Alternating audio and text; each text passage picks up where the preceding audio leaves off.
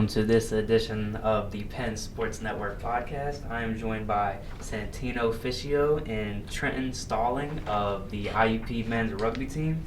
Gentlemen, thank you for stopping by. Very happy to have you here. Thank you for having us. Absolutely. Before we get into it, you guys want to just tell us a little bit about yourselves, where you guys are from, how you got started. Santino, my name is Santino Fischio. I'm a sophomore here, been playing rugby 2 years here and 2 years in high school, from Pittsburgh, West Allegheny. And I got started playing early into high school and kind of fell in love with it since then. Reached out to IUP, started playing here, and rest is history. Hey man, he described it. I'm from the same high school, West Allegheny. I started playing a little bit earlier than him. I started my freshman year. I did have a really good relationship with my coach, who unfortunately did pass away, but he's the one who got me real involved with it. So I was into it like 7th or 8th grade. Okay. So I'm in like 9th, 10th year now, right outside of Pittsburgh, and came here. Didn't really think it was going to be all that because it's a club sport. I was like, man, maybe I should go elsewhere. Just kind of follow it, but stuck it out, and now we got 2 rings on our fingers, hopefully getting a 3rd. 2 Pittsburgh guys, I like that. I'm also from Pittsburgh. So you guys have reached the 15s Final Four for the second straight season coming up this weekend. Yep. Between 15s and 7s, which are 2 different kinds of rugby we'll get into later. The IUP program has been to 4 consecutive Final Fours over the past 4 semesters. This season you guys boast a 10-1 record, and you guys are riding a 7-game winning streak. So obviously you guys have been a very successful program. You've had a lot of success in the past. What's it been like to be so good? It's honestly surreal. Yeah. I mean, we do have that one loss on our record that kind of blemishes things, but we try to challenge ourselves each year by reaching outside of our conference, because if I'm being honest, D2 doesn't really have much for us to offer out around us. Okay. So we reach out to D1A and D1AA teams. But riding this wave of confidence after that loss has been kind of like euphoric, I should say, because 7 games in a row we kind of came together as a team and then just really clicked on all cylinders and just really got things going, I should say. But we're trying to carry that into Houston for sure, carry that momentum. So you guys are heading into Houston and Santino. So you said you're a sophomore. Yeah. So all semesters you've been here, you have been to the Final Four. What's that been like for you, being kind of a young guy on the team? Yeah, it's really been, like Trent said, almost surreal. Yeah. That's kind of like the standard that we have now is winning. And every season we kind of go into it looking at, like, if we don't make it to this point, then it's kind of a fail of the season. So we work hard throughout every practice and all that to get to here. So What are practices like for you guys? When do you guys practice? Kind of how long do they last? Kind of how intense would you say that they get? It starts off real hot in the fall. We come up here 2 weeks early. Okay. We got a 2-week camp, which that's all conditioning. You're we're Yeah. running all across campus, man. Yeah. But once all the hitting and stuff dies down, once we find our starting 15 guys and then our 6 or 7 subs outside of that, it kind of mellows out and we just kind of focus on the basics of what we need to get done and what we need to improve on. But practice times kind of vary from, right now we're going 6 to 8 on the turf under the lights. But during the year we got our own pitch that we go 4 to 6 on when the light's actually good for us. Has there ever been a moment for both of you where, because I played basketball in high school, and I know about those preseason conditions. Oh, yeah. Did you ever have a moment where you're like, I'm not sure I can do this? Oh yeah, I would say my freshman year going in, it was kind of just like, all summer I prepared, ran, did all the conditioning I needed to do, but it was like once you really got there, started hitting, started running, it kind of started to take a toll on you once you got into the later days of the week. But once you tank that week out, then it's smooth sailing from there. Sure.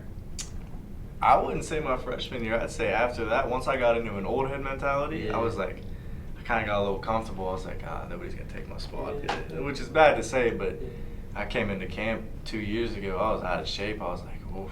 My coach looked at my, we run a Bronco, which is like suicides on roids.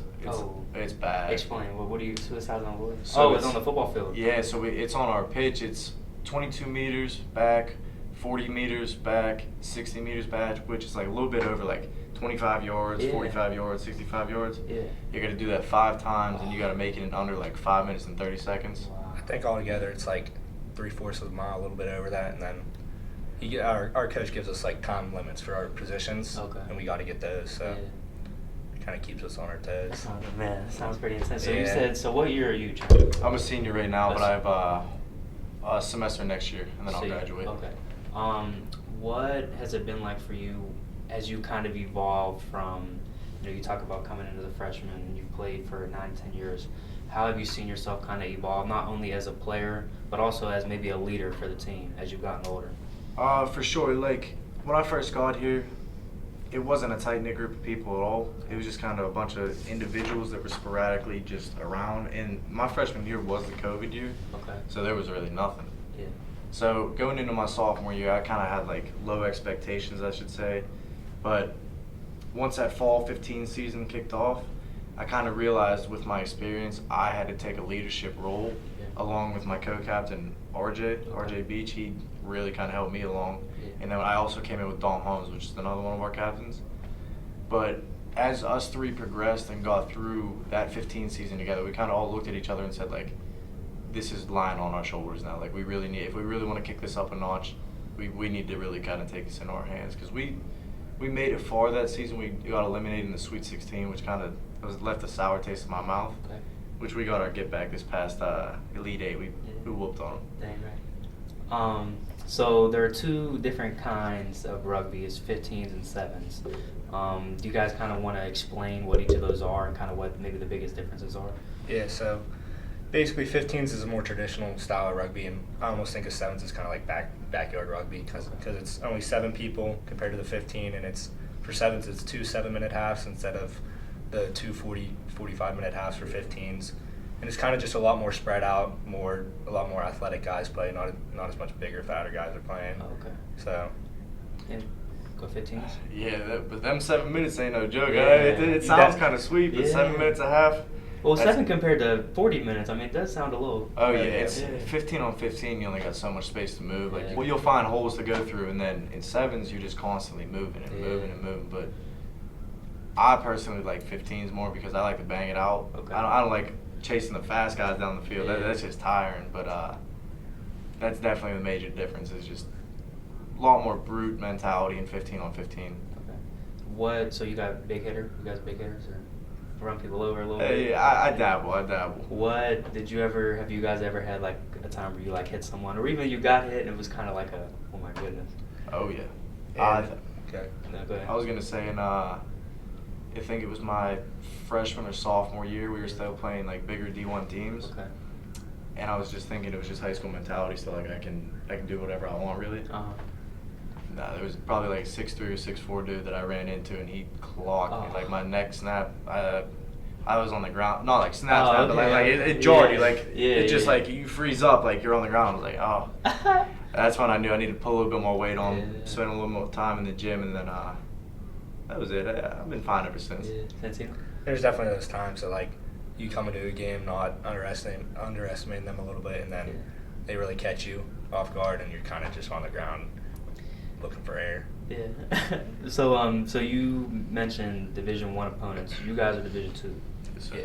Yeah. How many Division II opponents? You said you guys don't get to play many Division II opponents. So, what is the kind of the difference you would say between playing Division II and Division I, and what how many Division I opponents you guys played throughout the year compared to Division II? I think mainly just the difference between Division I and Division II is just experience. Yeah. Like those Division I guys have been playing since almost birth. They've been bringing people over from overseas and stuff. But more Division II is more just guys that are looking for something to do and end up liking it, sticking with it. But yeah, I would definitely just say experience and just knowing the game a lot more. And how many Division I opponents versus Division II opponents you guys played throughout the year? Would you say? This year we've played. We played Pitt. We played Westchester. We played Rio. Yeah, Pitt, Westchester, Rio, and then Division II. I'm missing a D1 team. Division II, we've only played Kent State, West Virginia, Miami of Ohio. And now that we're in nationals, we played more Division II opponents because that's obviously where we have to go. We played Norwich and Scranton. Yeah. Okay, Scranton. Does everyone on your team? So you talk about experience. Yeah.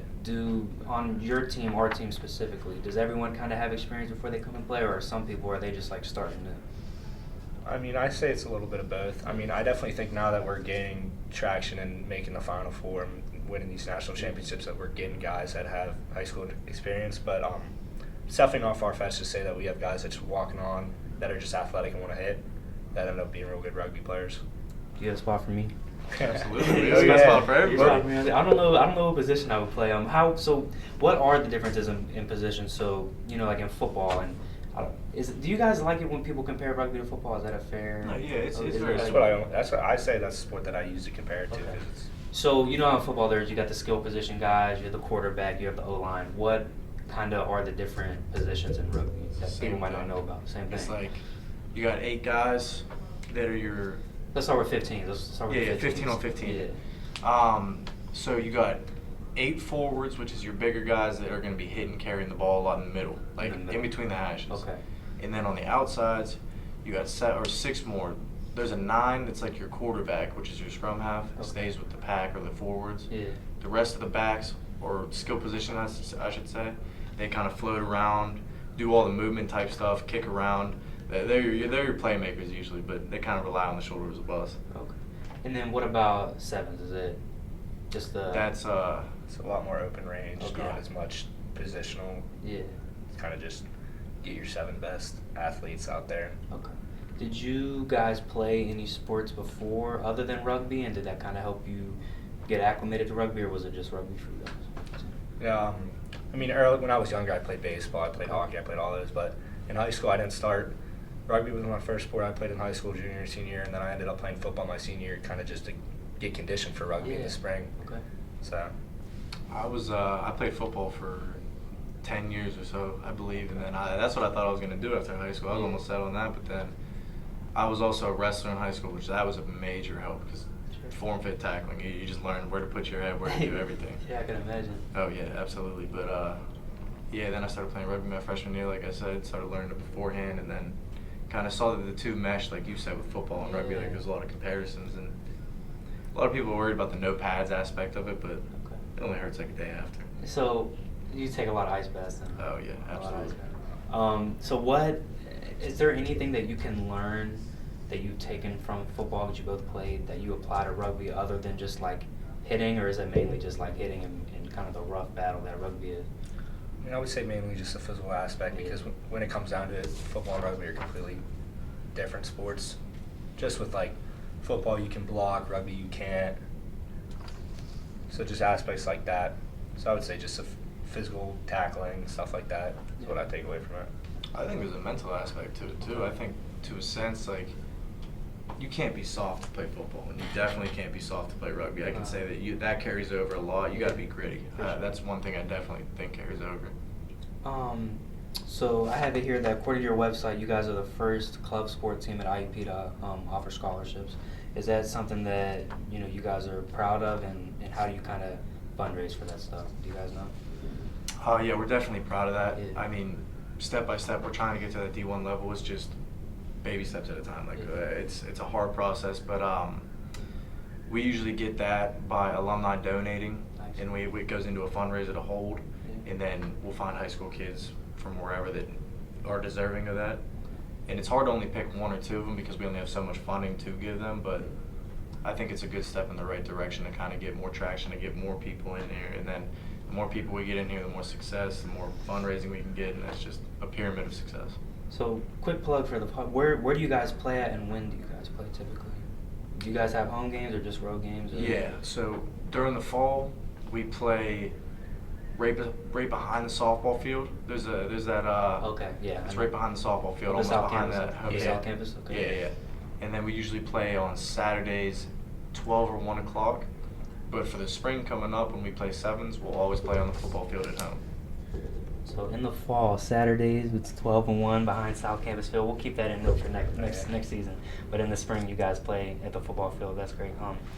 So you talk about moving up to Division I. What kind of process is that like, and kind of how long does that take? It's mainly the difference between Division I and II is whether the school funds you or not, and whether you're getting money to pay coaches, scholarship for players and whatnot, and just travel expenses and stuff like that. So, I mean, definitely in the past year or two, we've been getting a lot more help from the school, I would say. And winning helps that too, right? Oh yeah, 100%. But I would say you can't really just jump right from Division II to Division I. You just got to, like Trent said, take those baby steps, little by little. Then eventually, hopefully, we can get there one day. And when did you guys first meet the coach of the team, and kind of what was that like? And did he kind of recruit you? Did you meet him when you got up here? What did that look like? So I met him. I played in the same division that he was coaching in high school. Okay. So he was a rival coach. He was coaching Kiski's team. Kiski. And then I went to West Allegheny, like I said, and I met him first through when we beat him at his own home field. Okay. He was a little bit sour, and then I Yeah. contacted him afterwards, like a year, and I was like, "Yeah, I'm really trying to play after high school. What do I need to do? What steps do I need to take?" Because I wasn't actively seeking recruitment because I didn't know what I wanted to do, whether it was football, just go into a trade, or do this. And then ended up settling on this, which I'm happy I did. Absolutely. Was he the coach of IUP and Kiski, or was he the coach of Kiski and then he ended up at IUP? At the time, he was the assistant coach to our now assistant coach, is Okay. Dr. Boma. Okay. Dr. Boma was holding the reins at the time, and then he stepped down, and then Seth Irwin took the head coaching spot. So then he kind of transferred over. He doesn't coach with Kiski anymore. That's just kind of, it's hard to do both of those at the same time. For sure, absolutely. And what about you? What was it like when you first met Coach Irwin? So I didn't meet him until I almost committed here. I almost didn't end up even thinking about playing rugby or not, and like Trent said, really looking out to different schools about it. But I would say Trent was my main source to Seth, because he was already up here. I was still in high school looking what I wanted to do, and he was just kind of insincere about it, whether or not I wanted to. And I took a tour here once or twice, and then finally came up for a recruit day. Ended up meeting him, meeting the rest of the captains, and really liked it. So decided to stick with it. So you mentioned how Trent kind of helped you get here, and you guys went to the same high school. What how familiar were you guys with each other before you got here, and what's that dynamic been like? It's kind of weird. He was a senior when I was a freshman, so it was kind of like. Yeah, freshmen don't really talk. Yeah, seniors don't really talk to freshmen. Yeah, right? yeah. So I knew of him. Okay. Didn't think much of it. I was a little freshman, just getting ready for high school and stuff. But I started really getting to know him when we would do when I started helping out coaching with my buddy at the high school team. I Back at noticed. West Allegheny. Yeah. Okay. I started noticing him. I was like, all right, this kid's got something to him. He could definitely play at the next level. So then we started going to these off-season workouts with different types of teams, different levels of competition. I was like, all right, dude, you really need to consider playing after high school. He was between here and Ohio University, and I had a buddy that played up at Ohio University. And I was like, yeah, Ohio's fun and all, but you want to come have some success while playing rugby, come up here. I'm telling you, you're gonna have one. And then now he's got a ring, so I backed up my words on that one. And what was that like for you, having two different schools to choose from? What kind of factors kind of went into your decision to come to IUP? When it came to where I really wanted to go, I made sure to take tours on both the schools, and I was kind of just looking at what school I liked more just outside of rugby. I didn't even really worry about rugby when it came to that. It was, did I like the campus, how far it is away, if I knew anyone up there already, and I feel like IUP checked all those boxes that I wanted. How much game planning goes into each contest, each match for you guys? Do you guys watch film? How does that work? I'd say for these past 4 or 5 weeks, an extreme amount goes into it because we're one and done now. We really need to buckle down. So I'd say for the past 4 or 5 weeks, we've been watching a lot of film. If it's too bad to practice out, it's too rainy or snowing, the other day it was 12 degrees. We went to our house, we watched film. So we really study our opponents and what we got to do on all aspects. And it's different than watching film on football. You can kind of key on a wide receiver or a running back, see what they do. On this, you need to key on everybody, game plan, strategy, how they move, when they move. But we got a really talented coaching staff and a really talented team that actually knows how to watch film for the most part. Some of the kids don't really do it, but you can't have everybody on board with that. But it's been working pretty well. So how does that mindset change now that you guys are one and done? Does it, you can't help but think about it, so how does that mindset kind of change? Yeah, it's definitely in everyone's mind each day of practice and stuff, but I kind of feel like it pushes us to work a little harder, do each drill a little with more effort and stuff, and that would just make us better at the end of the day. If we keep just building off what we got, I feel like that's why we're able to make it so far. Absolutely. Who do you guys play this weekend in the Final Four, and kind of how have you guys been preparing for them? We play University of Vermont. Okay. And we played them last year in the what was that, the Elite Eight? Yeah, That was the Elite Eight.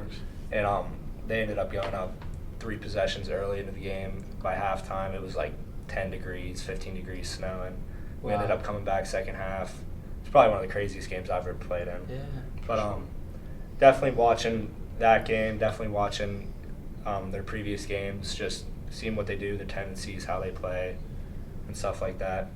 But film only takes you so far. Yeah. At the end of the day. Well, and so you talk about how you played them last year. How do you think that'll kind of play into this weekend's match? I mean, that it's going to be there, right? Oh, they want their get back for sure. I can tell you that. Like Tino said, they were up big on us. I really thought I thought we were done. Okay. But somehow we came back. So they definitely want their get back on us, and they weren't expected to make it, so they're kind of riding a high right this now. season. Oh yeah. Okay. Yeah. A couple upsets happened. Yeah. They found their way there. Yeah. There's a lot of trash talk going on the rugby field. Like, what's that dynamic like? You don't gotta repeat, specific things that you say, but we'll keep it PG. what is it? Everyone jawing at each other? Like, you two specifically, do you talk a lot of trash? How does that kind of work for you? I run my mouth a good bit. I can tell. I feel like you definitely. I try to keep it calm, just Yeah. because I am in a captain role. So like, what I do reflects on what the other kids see, and I'm like, Absolutely. sometimes I catch myself doing it, but sometimes I really can't refrain from Yeah. doing it because it's a very violent physical sport. So like, tensions get real high, and you start saying one thing to another, and then it dies out towards the end of the match. That's the big thing. Is it was taught by our high school coaches, C&D, which is class and dignity. So like, you always want to have class and dignity when the match is over. Like, you just went to war with those kids. So like, you have some sort of respect for everybody that does it. Santino, talk a lot of trash. Going back to what Trent was saying, there's been multiple times where I've had to pull him out of a little scuffle or whatnot. Okay. But I mean, I would say I don't start talking crap until someone jaws at me or something like that. Yeah. So. Well, it's all about, respect not only of your teammates, but respect of your opponents afterwards. So I always, when I play sports, sometimes you can't help it. Sometimes somebody said, maybe it's a player that you don't like, or something happens and they rub you the wrong way, and you start talking and you can't stop. But after the game, dap up, shake up, and kind of move on. Fellas, that's all I kind of have for you guys today. Thank you so much for coming in, taking the time. We're very thankful, and good luck with this weekend. We hope you bring home that ring, man. Yeah, bring home the trophy and the ring. We'll put it right here. Dang right, bring home the ring. We'll have to have y'all back. So. Yeah, we'll have part 2 after that. Absolutely. Appreciate y'all. Thank you. Thank you, everyone, for watching this edition of the Penn Sports Network podcast. We're here just reminding with Santino, Fischio, and Trent Stalling of the IUP rugby team. Thank you for tuning in, and catch you guys next week.